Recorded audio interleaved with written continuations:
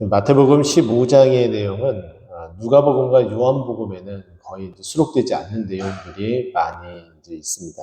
대표적으로 이제 전통에 대한 초반부는 전통에 대한 얘기가 나오고, 그리고 오늘 이제 본문에 나오는 이제 가나안 여인에 대해서 언급을 합니다. 마가복음에서는 이 마가복음 7장에서는 이 여인을 헬라인이라고 표현을 하고 또 수로보니게 여인이라고 이야기를 합니다. 어쨌든 이방 여인이라는 것이죠. 여자 그리고 이방인, 그러면 유대인들에게 있어서는 상종하지 않아야 될 그런 사람이라는 것이 가장 주된 모습이고, 또 한 가지 또 특징적인 것은 이 마태복음에서는 이 여인이 가나안 여인이었다라는 거예요. 가나안 여인이면 더더군다나 같이 상종하지 않고 함께 이게 대하면서 대화 나누는 것도 굉장히 이제 꺼려지는 그런 상황 가운데 있는 부분들이죠. 근데 오늘 이 내용들을 이제 보게 되면은 예수님께서 갈릴리 이제 지역에서 있다가 두로와 시돈으로 들어가셨다라는 것은 더 위쪽으로, 그러니까 좀 더 소외된, 그리고 이방인들이 더 많이 살 수 있는 어떤 그런 지역. 그런데 이제 그곳에서도 소외되어 있는 유대인들이 있을 터이고, 또 그들에게 이제 복음을 전하러 가게 된 것이죠. 근데 이미 예수님의 소문은 이제 퍼질 대로 퍼져 있어서 예수님에게 가게 되면은 먹을 수 있고, 또 입을 수 있고, 고침받을 수 있고, 또 들을 수 있다라는 그 소문이 이제 퍼지게 되어서 가장 시급한, 가장 절박한 사람들이 찾아와서 예수님에게 그 문제를 내어놓고 그 문제의 해결을 받고자 하는 그런 사람들이 많았습니다. 한 가지 우리가 생각해야 될 것은, 이렇게 주님 앞에 절박한 가운데 나오는 사람들은 다 어떻다는 거예요? 분명히 이분만큼만은 이 문제를 해결해 주실 수 있는 분이다라는 그 믿음을 가지고 나온다는 거죠. 또 그 믿음에 또 반해서 그 믿음에 대한 그런 부분을 예수님은 직접적으로 이미 많은 사람들에게 그 믿음에 부합한 그런 모습들을 다 보여주셨기 때문에 더더군다나 더 신뢰가 가고 믿음이 간다라고 볼 수가 있습니다. 오늘 본문도 만약에 예수님이 그와 같은 모습을 보이지 않았는데 갑자기 그냥 얘기만 듣고서 이 여인이 찾아왔다, 그렇게 말하기는 이제 힘들다는 거죠. 그렇기 때문에 이 가나안 여인이 자신에 있는 이 처지를 볼 때에 당연히 이 문제를 해결할 수 있는 분은 예수님밖에 없다라는 그 믿음을 가지고 나오게 됩니다. 그래서 예수님이 이 지경에 이게 이르렀을 때에 이 가나안 여인이 다가와서 주 다윗의 자손이여 나를 불쌍히 여기소서, 내 딸이 흉악하게 귀신 들렸나이다 라고 이야기를 합니다. 매우 심각한 상황이죠. 그냥 귀신이 아니라 흉악한 귀신이 들렸다라고 말을 하고 있습니다. 얼마나 힘들고 어려웠겠습니까? 딸이 절규하면서 몸부림치는 그 모습을 봐야 되는 그 엄마의 그 고통이라는 것은 말로 형용할 수 없었겠죠. 자, 이렇게 따라오면서 이런 말을 하니까 예수님은 아무런 반응도 하지 않습니다. 특이하죠. 당연히 말을 들었으면 움직여야 되는데 반응을 하지 않습니다. 이것 또한 예수님이 어찌 보면은 계산된, 한 번 더 절박하게, 우리도 그러죠. 우리가 하나님 앞에 기도할 때에 한 번 딱 기도해서 딱 응답되는 경우도 있지만은 주님 앞에 어떤 기간을 두고서 나와서 부르짖을 때에 하나님이 응답해 주시는 어떤 그런, 그래서 우리가 간혹 그런 것들을 많이 하죠. 기도의 약정, 작정 기도한다, 뭐 이런 표현들을 쓰는데 바로 그런 거에 좀 부합하지 않는 모습일까라는 그런 생각을 해봅니다. 이렇게 아무런 반응도 하지 않으니까 이제 제자들이 그 예수님이 있는 그곳에 사람들이 있고, 그리고 이 여인이 소란스럽게 여기니까는 이것을 잠재우기 위해서 여자가 뒤에서 소리 지르면서 하니까, 주님, 예수님, 좀 이렇게 좀 잠잠하게 좀 따라오지 말라고 얘기를 하고 소리 지르지 말라고 얘기를 하고 해서 소란스럽지 않게 좀 했으면 좋겠습니다. 라는 것이 제자들의 어떤 반응이었다라고 볼 수가 있죠. 자, 그랬더니 예수께서 이제 그 제자들의 그 말에 의해서 이 여자에 대해서 이제 반응을 하기 시작합니다. 그 반응의 첫 번째가 24절 말씀인데요. 그 여자에게 나는 이스라엘의 잃어버린 양 외에는 다른 데로 보내심을 받지 아니했다.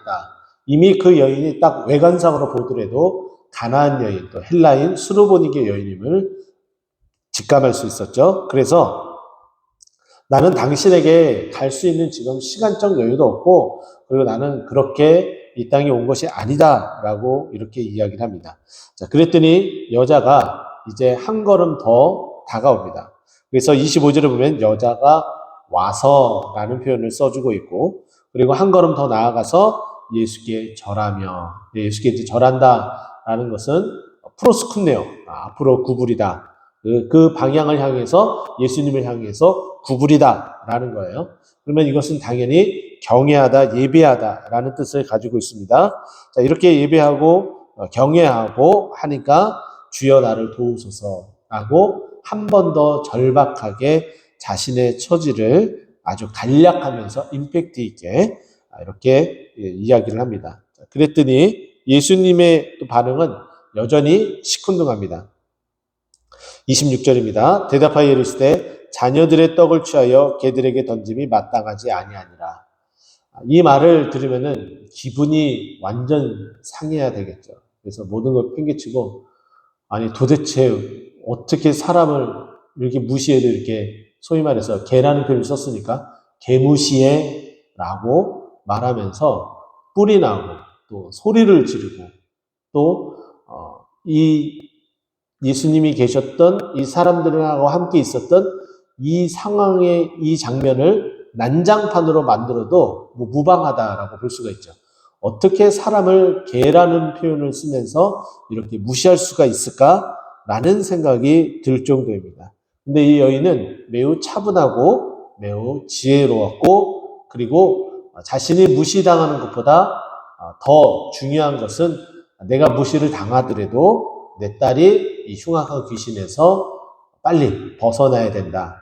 해방을 받아야 되고 고침을 받아야 된다라는 것이 더 절박했습니다. 그래서 자신이 개라는 취급을 받는 것에 크게 개의치 않았죠. 오히려 그것을 기회로 삼아서 오히려 자신에게 유리한 입장을 받으려고 이야기를 다시 한번 꺼냅니다.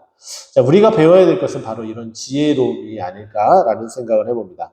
이 여인이 무슨 얘기를 했는지 27절 말씀 보면은 여자가 이르되 주여 맞습니다. 맞아요. 저 개 맞습니다. 이방인 개 맞아요. 자, 그런데 이 개도 제 주인의 상에서 떨어지는 주인이 줘야지만이 그것을 먹을 수 있는 그런 존재일 뿐입니다. 라는 거예요. 자, 그 말을 듣고 나서 예수님이 이 여자의 그 지혜 그리고 그렇게 말을 했는데도 불구하고 전혀 그 믿음이 흔들리지 아니하고 계속해서 자신의 그 믿음을 향한 딸이 고침을 받아야 되는 그 믿음을 향한 그 나아감을 보고서 내 믿음이 크도다 내 소원대로 되리라 라고 말씀을 하고서 대화는 여기서 모든 것이 맞춰집니다. 근데 이 성경 기자 마태는 이미 되어진 상황, 이 이후에 무슨 일이 되어졌는지 다 알고 나서 이 글을 쓰기 때문에 이렇게 소개를 하죠. 예수님이 그렇게 말씀하신 때로부터 그 딸이 낳았다라는 거예요. 예수님은 이 딸과 접촉하지 않았습니다. 우리가 보는 것처럼 비접촉입니다. 이 말은 뭐냐면은 우리가 예수님을 믿지 않는 다른 가족, 다른 사람들을 위해서 기도하더라도 우리 주님의 그 기도 응답이 어떻게 된다는 거예요? 되어진다는 거예요. 이것이 하나 큰 특징이라고 볼 수가 있고 또 한 가지는 우리가 또 기억해야 될 것은 금방 이 여인이 굉장히 지혜로웠다. 자신의 그 모욕감마저도 자신이 그 믿음 가운데 딸이 낳고자 하는 그 간절함을 못 이겨서 오히려 그 믿음으로 주님 앞에 지혜롭게 나아가는 모습들. 근데 이 지혜도 경우에 합당한 말, 이와 같은 것들은 성령님을 통해서만이 가능하고 또 이 이야기가 성령의 그 역사였기 때문에 성경에도 이렇게 기록되어진 것이겠죠. 그렇기 때문에 우리 또한 주님 앞에 하나님 우리에게 지혜를 허락하셔서 하나님 경우에 합당한 말을 할 수 있도록 하는 은혜를 베풀어 주시옵소서. 이와 같이 기도해야 될 것을 우리 또 발견하고 또 마지막으로 가장 중요한 것은 이 여인이 믿음으로 이렇게 고백을 마지막까지 붙들고 있었다는 거예요.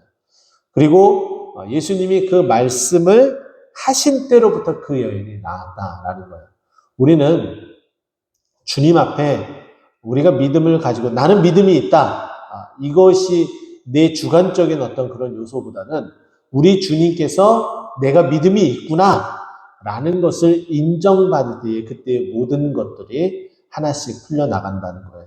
네, 그러기까지 시간이 걸리겠죠. 그런 과정들을 거쳐 나가겠죠. 여러분들은 그리고 저는 또 우리 교회는 지금 어느 상황 가운데 있습니까? 우리가 믿음으로 행한다, 믿음으로 나아간다 라고 여겨져 있는데 우리가 지금 주님 앞에 그 믿음을 인정받고 있는지 아니면 지금 인정을 받기 직전인지 아니면 조금 더 노력을 해서 인정을 받아야 되는 것인지 우리는 좀 곰곰이 되돌아보고 살펴보아야 될 듯 싶습니다.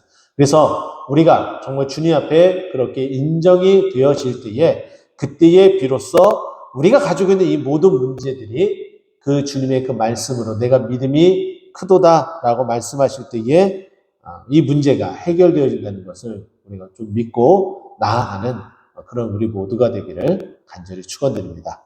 기도하겠습니다.